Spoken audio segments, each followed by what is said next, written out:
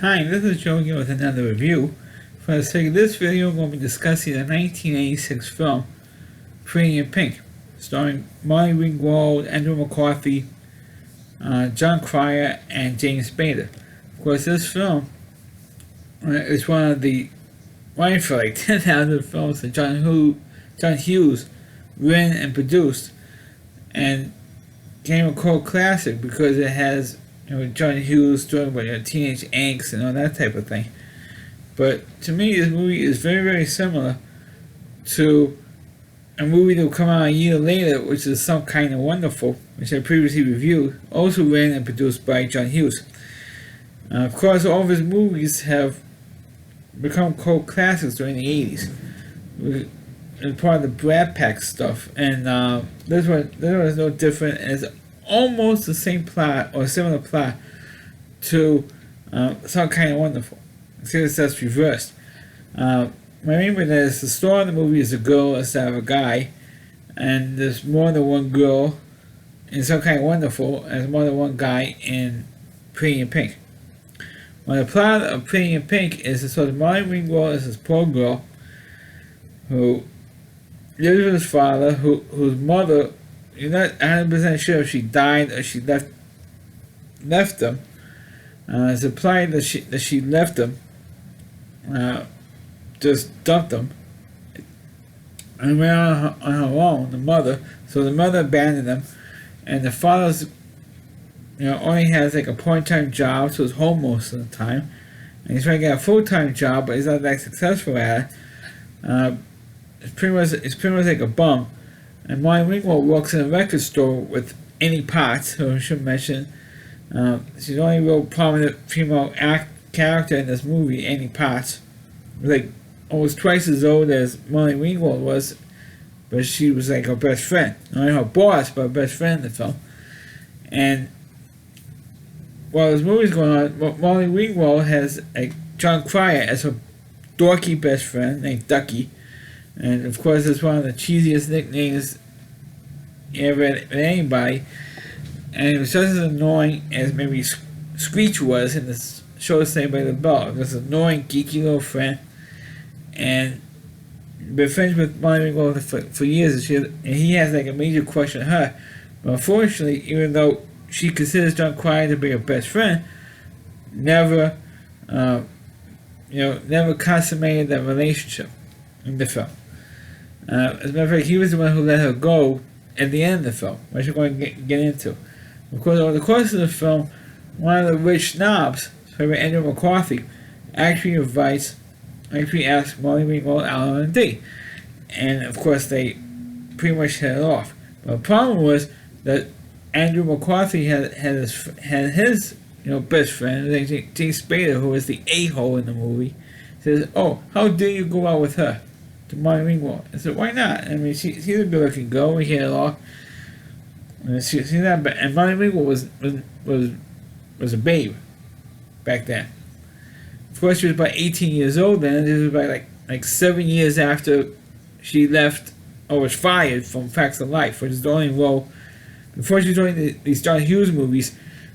That was the only role that Molly Ringwald was known for, was being on the first season of Facts of Life.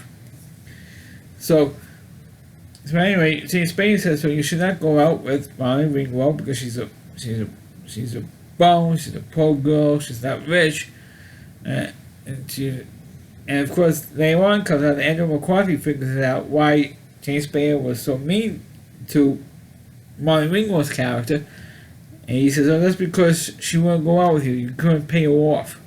Because she has morals. All these other good-looking girls in the school were all falling over James Spader because he was hot, good-looking, and rich.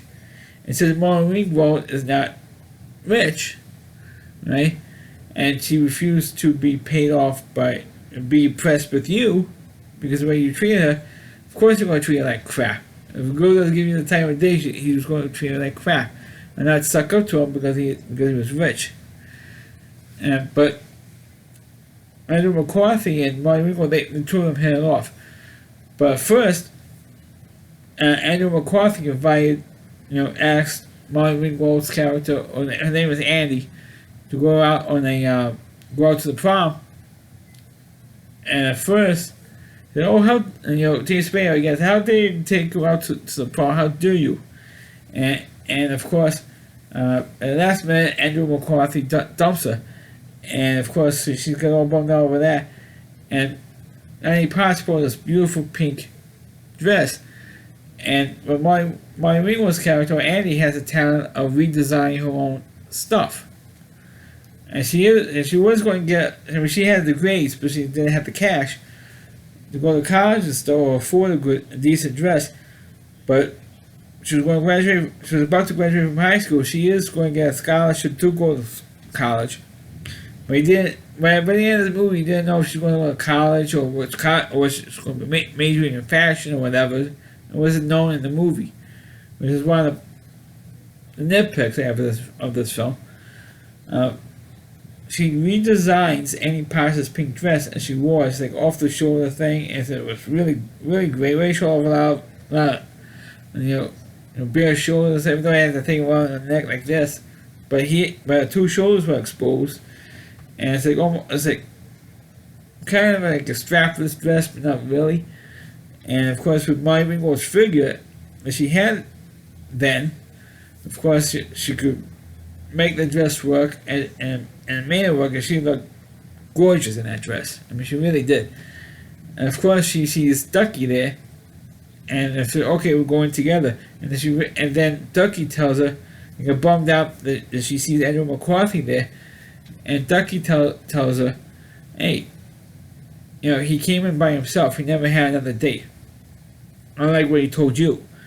Because it was a break off from Molly Ringwald or Andy. Sloan, Blaine, it's going to be Blaine. That was Andrew McCarthy's name's Blaine.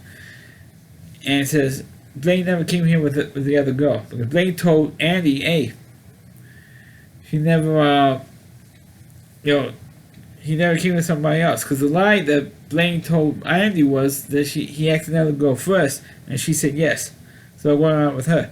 Remember, there was a total lie to break up with Molly because he felt embarrassed to take Andy out. But now, by the end of the movie, he wasn't. Spoiler for those of you who haven't seen this movie. Andy went out to see Blaine in the parking lot, and they kissed at the end of the movie, and that's pretty much how it ends. You didn't see anything else further was going on in this movie with these characters, because they never made another sequel to this film. It just is the way it is, and you see with co-stars with, I think, because of Ducky, and it's so still now. If Pretty in Pink was made today in 2020 instead of back in 1986, it would be so full of cliches like the dorky friend, and last minute, who a girl who had been picked on by everybody, all of a sudden looks like drop dead gorgeous, and at the prom or the big dance or whatever. And then all of a sudden, all people were falling over and saying, "Hey, this girl's not so bad as these bullies say she was." And, it's true it's not over-the-top bullying that you would see in my very first movie review, which was Lucas. But, it's just some nasty comments back and forth. But that's about as much as the bullying as it went in this movie.